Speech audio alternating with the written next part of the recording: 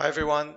Before we begin, can you please write me in the chat box if you can hear me all right and if you can see my screen.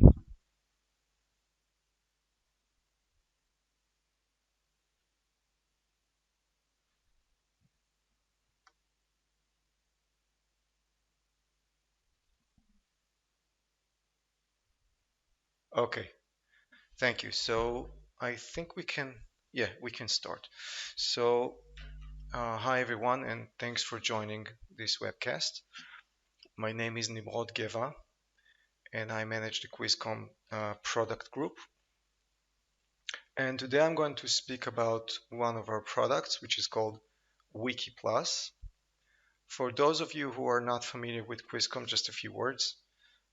We've been developing add-ons and apps for SharePoint and SharePoint Online since 2005. We operate from Richmond Hill, Canada.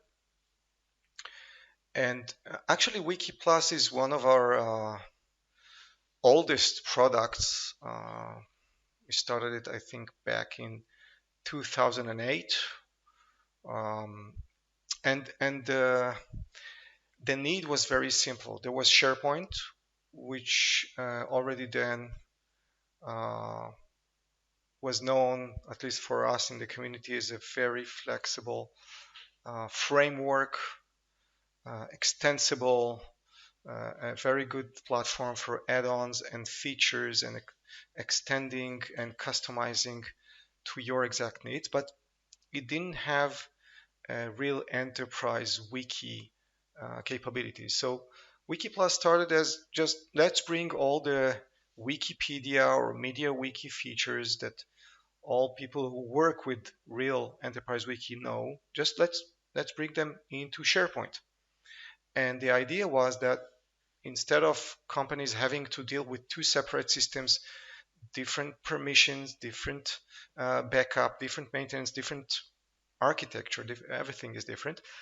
Let's combine the two. So we'll have on one side the best extensible framework, which is SharePoint, which is super flexible. They just add the missing enterprise wiki features, and that will give companies that already decided on SharePoint as their framework to have a very flexible enterprise wiki solution that can be customized to their exact needs, but without any need to know a new product.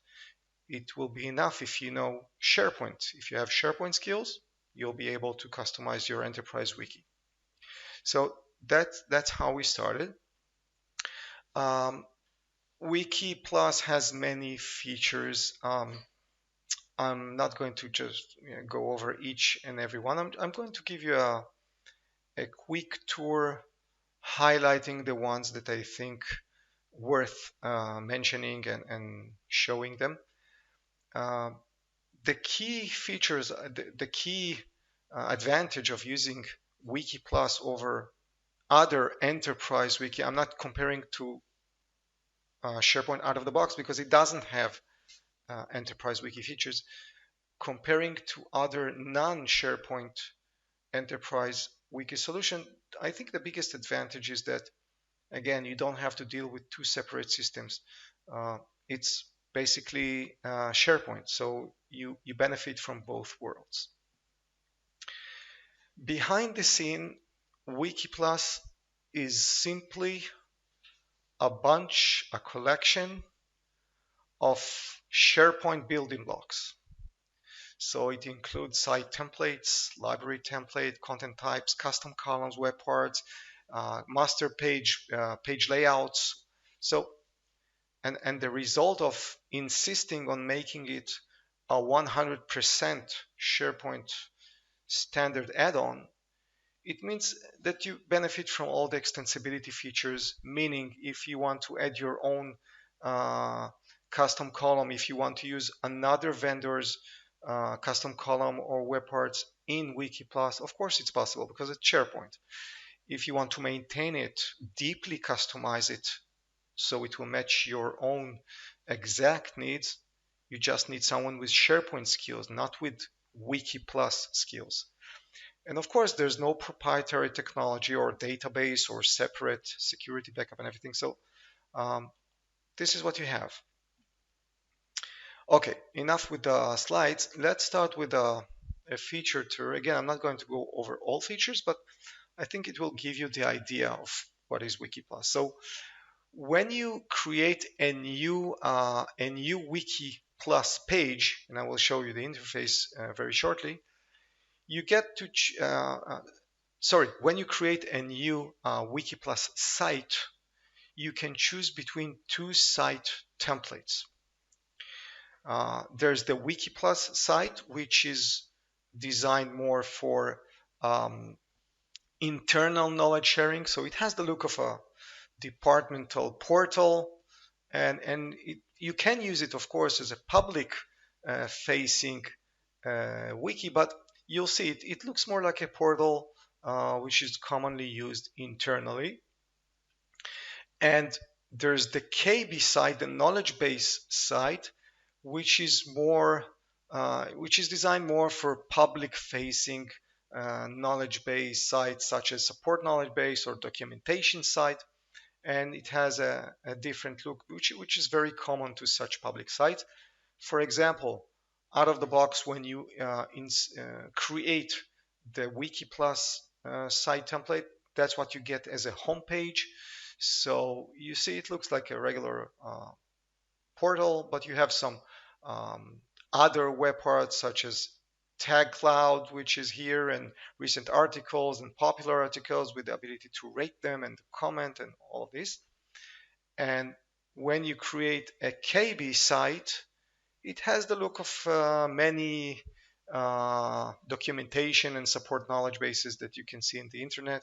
So it's mainly driven by a hierarchical tree, navigation tree, which is based on tags, or it can be based on a physical folder structure. I personally prefer to base it on categories, on tags, because it allows me to, for example, tag a page to several categories and so on. And so in this interface, it's much simpler. It's not a portal. You just go to the tree node that you need, and you find what you want, or use the search above. So it's a more simple UI for very specific knowledge base sites. Let's start with the viewer user experience. So let's go to let's have a look in some site. Okay, so as you can see, I hope you can see, from time to time I will ask you to write me back something so I'll know I'm not talking to myself. It happened to me before. So if you can, just one of you acknowledge that you see my my screen all right. Okay. So this is the regular Wiki Plus template. So this is a site from this template.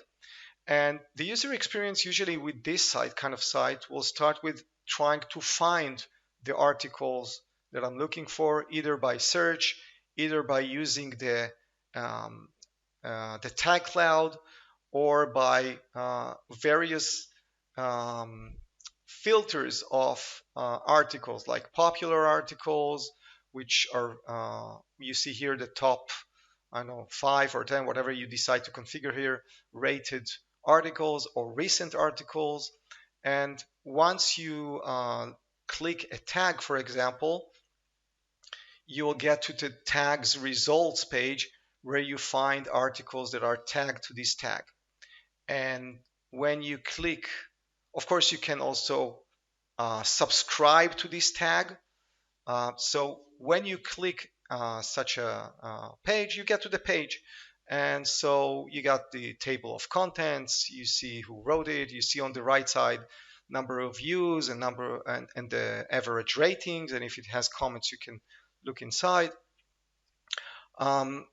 This is a regular page. You see below comments on these articles, or per page discussions. Additional actions as a viewer. You can see that all our menus are embedded in the ribbon. So you can subscribe to this page. You can start discussions on this page. print, duplicate the page to start your own page based on this one, and export to Word and to PDF. So these are very common basic viewer um, experience. Sorry, if you go to the other template, so here, as I said, it's simpler. You don't have many web parts. You just, of course, you can. By the way, this is a web part page, so you can do whatever you want here. But as a starting point for the UI, you get a very simple, very direct hierarchical navigation. This tree is super customizable. I decided on this tag structure and how many nodes will be displayed, how many levels, and if I want also pages to be displayed here or only tags, maybe I want folders and so on. And here I decided to hide many of the options because this is a public site. If I want, only page owners, which I will explain later, can reveal the part where you see the menus that you saw before. Okay, let's go on to the contributor user experience. To create your own wiki page, assuming you have the permissions, and of course all the permissions are SharePoint permissions. So to start your own page, you just click the new wiki page. That's one of the options. And when you click it, instead of creating the page like SharePoint does, you get the new wiki page settings page here, which allows you to select from content templates. A content template like you expect to see, like you see in Word documents, is just a template. It's either a template that comes with the software, and we have a couple of templates, but mainly it will be the templates that your knowledge trustees will create and share with all other wiki contributors. So these are templates that just include content to start with, structure and content to start from. And once you select your required content template, you get the new page in edit mode. And this is what you see here. This is a procedure template. And from here you can see also that all the menus are embedded inside the ribbon. So as a knowledge trustee user, I can save my page as a template, as you see here, and I can do additional things. We embedded other wiki controls here. So you got here the wiki markup options. I'll show it in a second. This is for less experienced wiki writers. Actually, the wiki writers, the people who write in wiki language, the markup, I think this is these people are no longer doing it.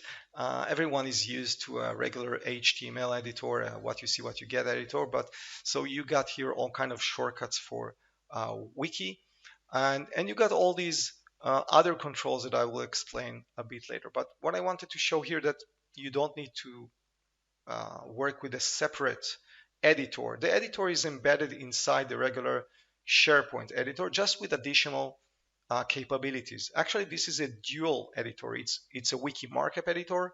It's an HTML editor. It can be also a JavaScript editor if you want to add your own code. So it does everything. So let's show you some editing stuff. So I'm going to show some the concept of content snippets and reusable content, and the ability to copy very quickly content from your desktop to wiki. So let's start with reusable content and this stuff. So I'm going here to my wiki page. Sorry. And let's create a new wiki page. So I'm going to call it, I don't know, my test 4. I think I don't have such a page. And I can select any of these templates. It doesn't matter. So let's start blank, okay?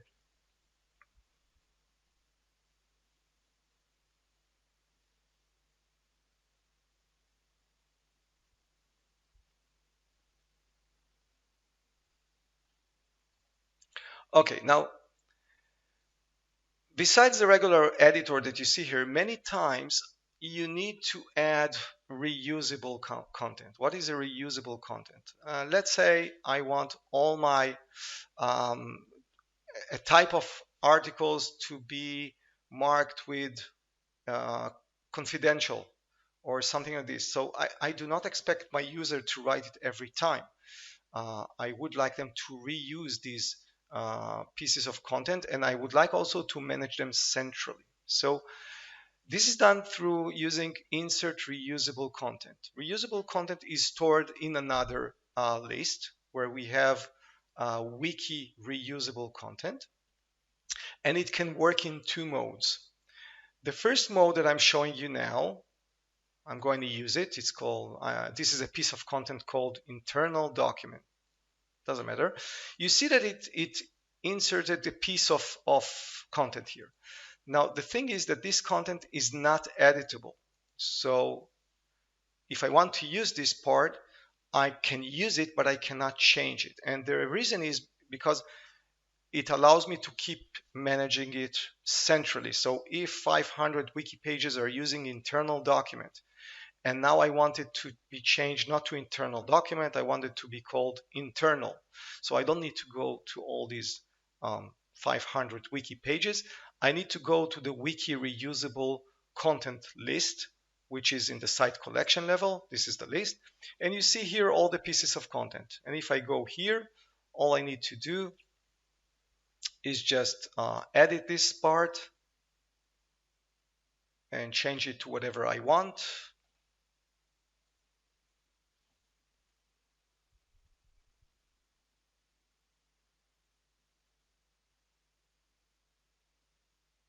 It's just a piece of HTML, it doesn't matter. So I can change it to whatever I want here and save it. And that's it. All other pages using this piece of content will be updated. So if I refresh this, I should see it um, getting a different, the updated piece of content. Sorry, I didn't save it at all. So let me just insert it and save it.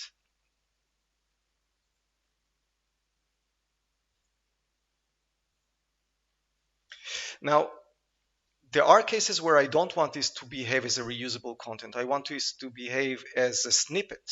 So only a starting point. You can do it by when you create your reusable content, you can just uncheck the auto update checkbox.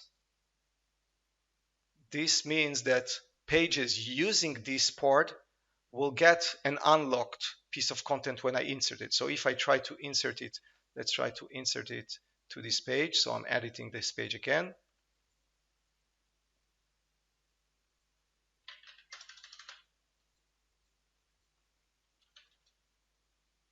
And sorry.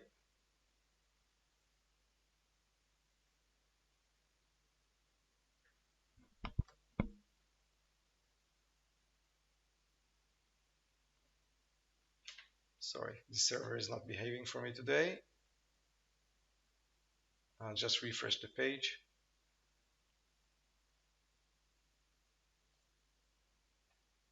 Yeah, okay.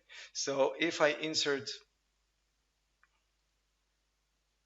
the reusable content again, but choose the other one, which is an unlocked one,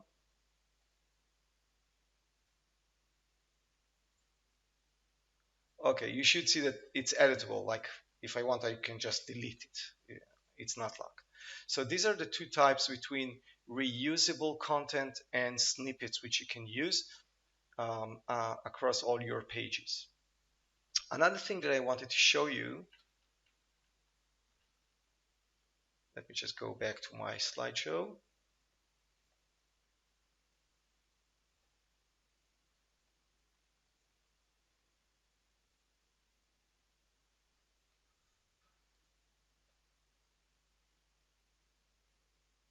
Yeah, is the ability to copy from desktop to wiki pages. Now, I don't know how many of you have tried copying rich content. Let's say you have many user guides that you want to migrate to online wiki pages, okay?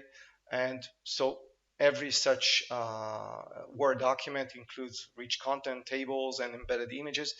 And I don't know if you ever tried just copy the entire document, including the embedded images, and paste it uh, into a wiki page or any page. So the result will be that it will copy the rich content quite nicely, but the images will not be copied because you're not supposed to copy the image. You're supposed to upload it to SharePoint to somewhere, I know, Site Assets Library or any other library, and then update the links and insert them into the page accordingly where they should be. So when you do it with SharePoint out of the box, it doesn't happen. So with Wiki Plus, you can copy a document, or you can go and copy 5 documents, doesn't matter. When you paste it into your wiki page, what happens behind the scenes that we scan these documents, find all the embedded images, upload them one by one to a pre-configured library, and then update the page with the images all in one shot. So it's a really quick way to migrate your uh, documents to wiki. Let me show you a quick example.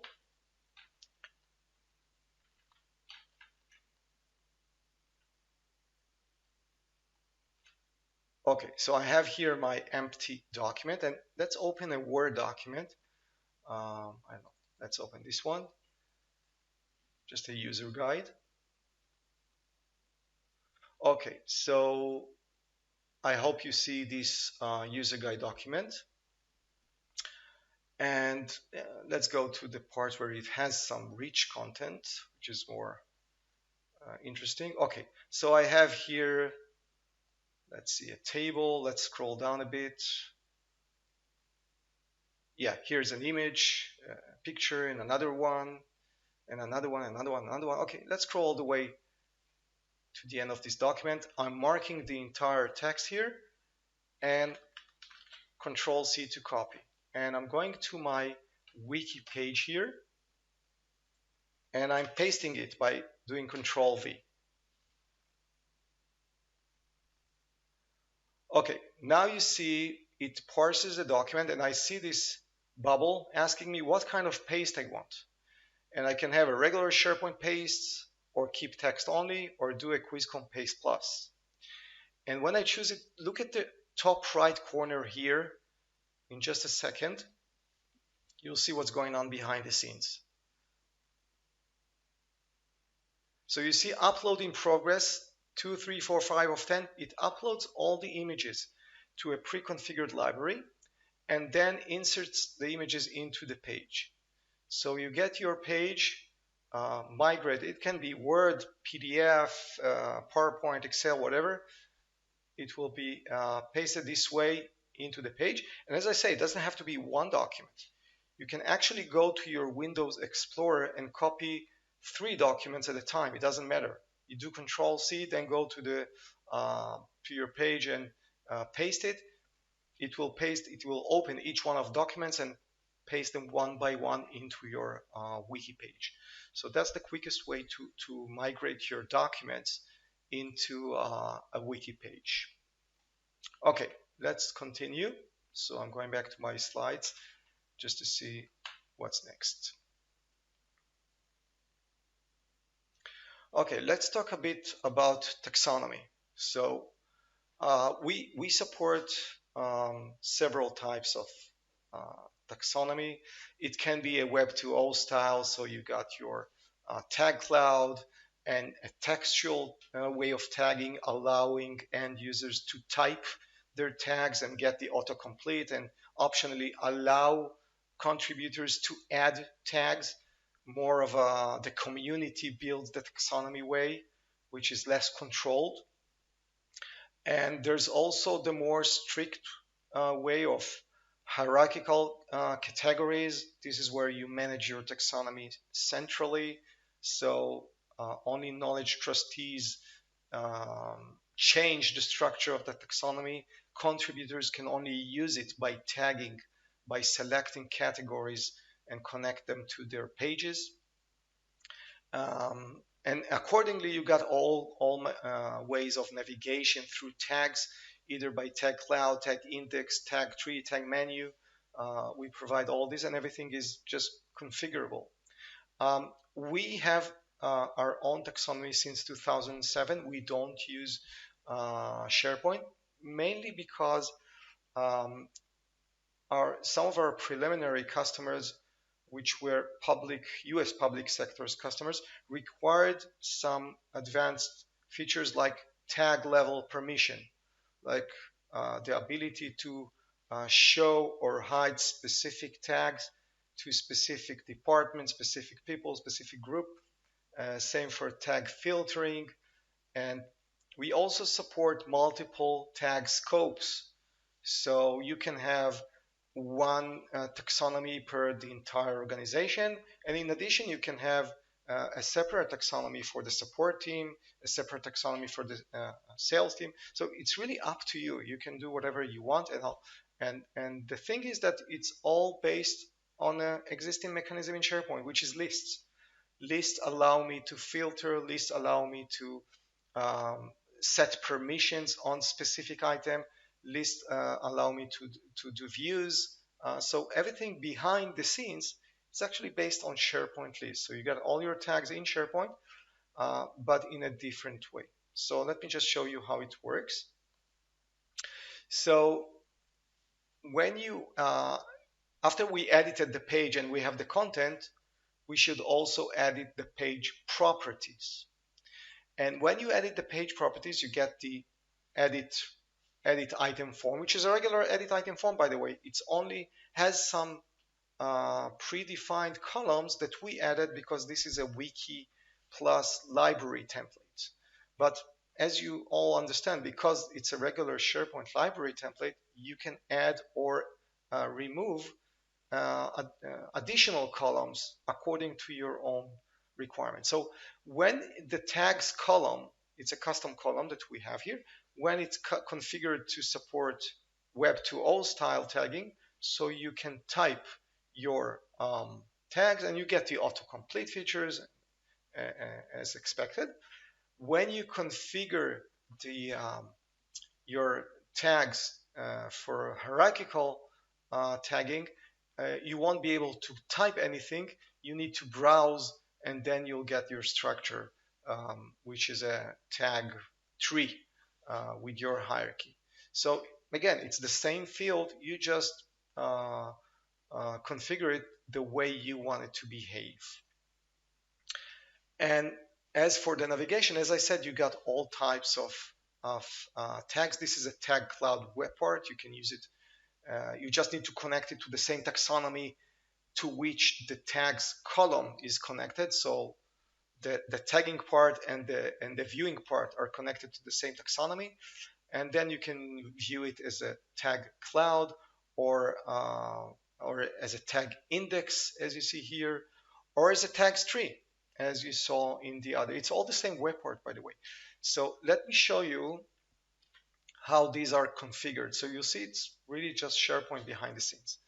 So I'm going back here, sorry, and let's go to the, let's just save this page, and let's go to the library itself, to the Wiki Plus library. Let's see what's going on behind the scenes of all these pages, okay? So I'm going to the Wiki Pages library, and I'm going to configure settings.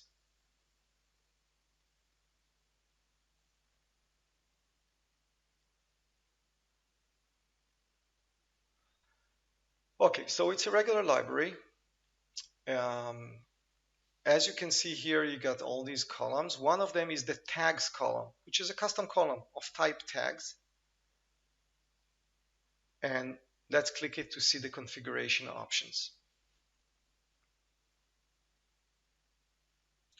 Okay, so you got the tagging. Let's make it a bit bigger. Okay, everyone sees all right my screen? I'm just asking this question just to get some answer.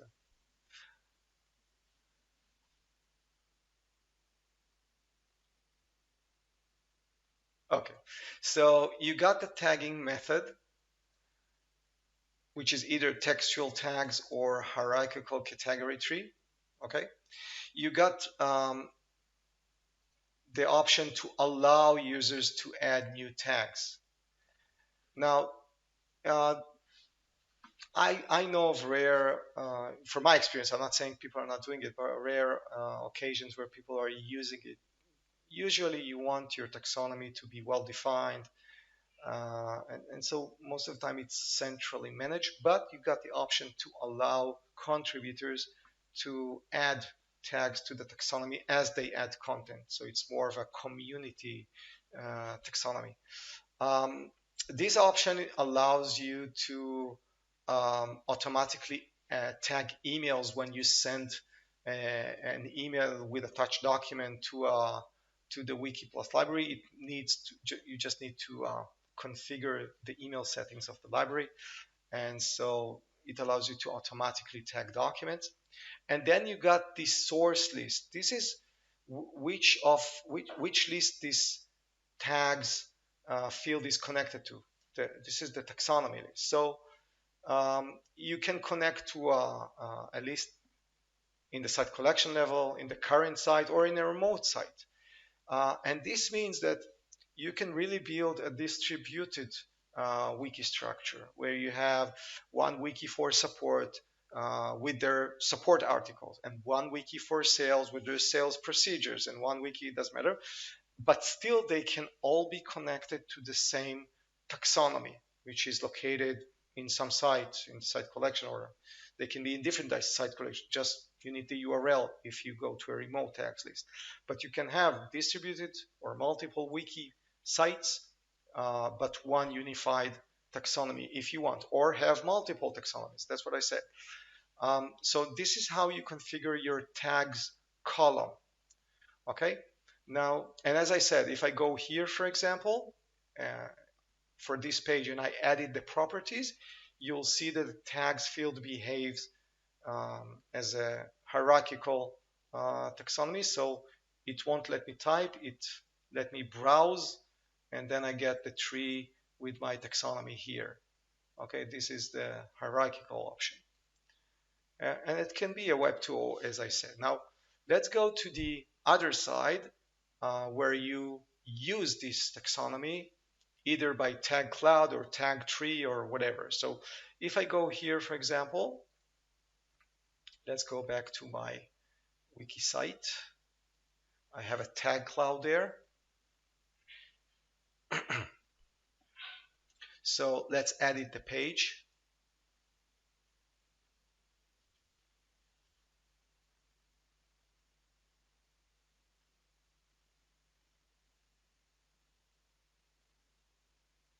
Oh, sorry, edit the layout, not the page. Edit the page, it's a contributor thing, so I'm editing the layout, assuming I have the permissions to edit the layout of the page.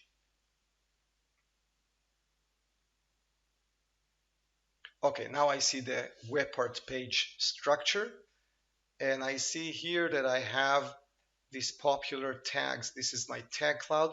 Let's see its configuration options. Remember, it's the same web part as the tag tree that you see in this site. It's all the same web part. So let's see how I can configure it. So I'm clicking modify web part. Okay. So first of all, you need to connect your tag cloud web part to a taxonomy list, same as we did with the tags column. It can be in the same site, in the site collection or remote site. You select your tag list and you select a view that will be used to filter the tags that you see, and you can control sorting and so on. Then you got the general settings, and the most important one is the display mode. Now it displays a tag cloud. It can display a tag index, a tag tree, or a tag menu. Okay. And then you got all kind of settings. For example, these settings apply to a tag cloud where the size is important. In this display settings, this is really for people who want to really customize the look and feel. We give you just the the .NET template files, the ASCX files. So this one is for the tag cloud. This one is for the tag index. So this is really the most deepest customization level, but you need to have some development skills. You can really change it to match your exact look and feel. And if you want to be less aggressive, you can just override our style sheet with your own styles. But what I'm trying to say, this is part of the flexibility. You can do whatever you need as long as you know SharePoint. That's the thing. There are some specific settings for the tag cloud in case you're using it in Wiki Plus. I didn't mention it, but Tag Cloud is also a product by itself. So some customers don't want Wiki Plus; they just want a taxonomy and a Tag Cloud. So they just take the Tag Cloud product without Wiki Plus. So there are some settings for the Tag Cloud in case it is used inside a Wiki Plus site, as it is now. So you see, you can tell it if you want it to show tagged Wiki Plus pages or show Wiki Plus libraries. This means, if I'm going to a more relevant place, you can display a tree either based on, it's not either, it can be both, based on tags. So this is a virtual hierarchy, okay? Or you can create actual physical folders in your wiki library, folders and subfolders, and tell the web part to show the folder physical hierarchy. So it's up to you. Some companies prefer to work with folders. I personally don't work too much with folders, but if you want, you can also display such a hierarchy in the web part. So that's the way you configure the tags column and the tags web part. Okay, let's move forward. So the next thing I wanted to show you, I wanted to talk about content lifecycle alerts. This is very mostly needed when you display user guides, support knowledge bases. I'm mentioning these two because I have experience with these two because of my role. When you have user guides, administration guides, support knowledge base, these pages expire quite rapidly because every time we release a new version, we need to update several support knowledge base pages and the related user guides and administration guides. So this literature, if it is implemented as wiki pages, it needs to be reviewed and updated. So this is why we have the life cycle alert field. The way it works is like this. First of all, you have a page owner. A page owner is the one who created the page. It can be actually more than one user. You can type, it's a person field, but a multiple person field. So several users can act as page owners. And a page owner has some rights that other contributors don't have. In Wiki, in classic Wiki, everyone can contribute, okay? But the page owner will be the one who gets an email notification when someone updated his page.